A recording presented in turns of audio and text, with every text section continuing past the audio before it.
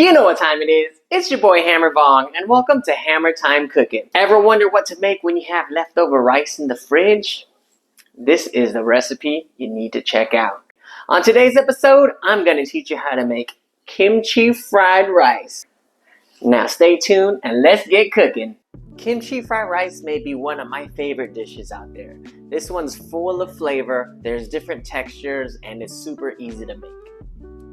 With today's recipes, we're going with some Trader Joe's gochujang, some soy sauce, toasted sesame oil, of course kimchi rice, you can't go without the kimchi. We're going to be using some day-old white rice. For the protein, we're going to use bacon, but you can use whatever you like. We're going to add some butter, add some green onions. We'll be using 2 eggs for this recipe. And last but not least, seaweed for texture and extra flavor. When making fried rice, I think it's easier to, pour your gochujang, your soy sauce, and sesame oil into a separate bowl and mixing it together. That way, when you pour it on the rice, it spreads quicker and easier and it coats the rice more evenly. But that's just my method. Alright, with the kimchi, I think it's important that we cut it into bite-sized pieces. That way, when it's mixed thoroughly into your fried rice, you get, a nice piece of kimchi in every bite. Next, we'll crack 2 eggs in a separate bowl and we'll mix them separately from the fried rice. That way, if you actually crack it and you actually get some shell in there, it's easier to grab versus, fishing for it in the fried rice. Now, you can use any source of protein that you have on hand, or you can even leave it without, but today I'm using some applewood bacon. Now, in a heated frying pan, we're going to cook our eggs at medium heat, and now we're going to start scrambling it.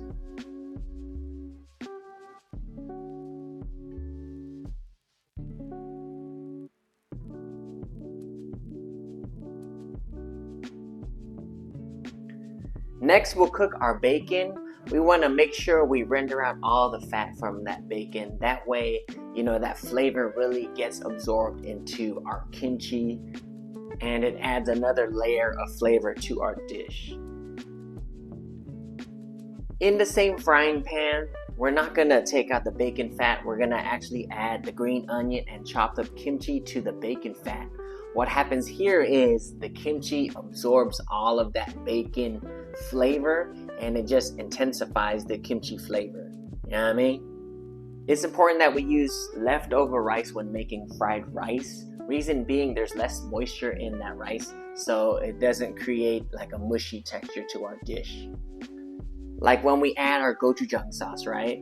If we added this to, freshly cooked rice, this would become more of like a pasty mush, and that's not the texture we want from this dish. The rice should be coated evenly with our sauce mixture, and just take the time to coat everything, that way there's flavor throughout each piece. Next, we'll add our scrambled eggs and our cooked crispy bacon into our fried rice. That way we're adding texture and new layers of flavor to our dish. Next, we'll add some unsalted butter into our fried rice. This way, it intensifies the flavor and it just brings everything together. Next, we'll add some green onion for flavor, texture, and color to our dish. Next, we'll crumble in some seaweed to our fried rice. Now, if you're not a fan of seaweed, you don't have to add it, but I think it adds an extra zing to this recipe.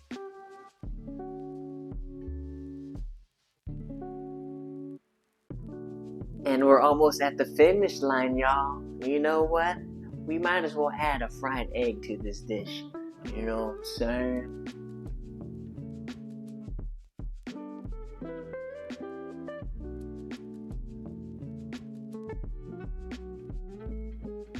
And there you have it, y'all. This is my kimchi fried rice recipe. But it's my favorite part. The taste. taste test. Mm-hmm. Hmm.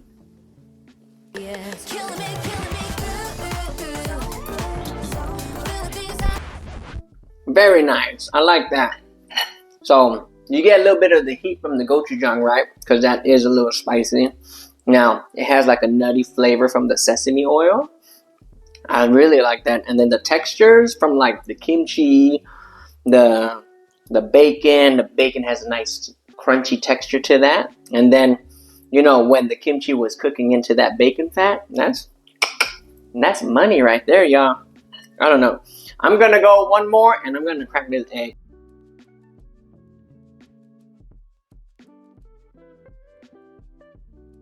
Once you cut into that egg and you get the yolk, it really brings this whole dish together, y'all.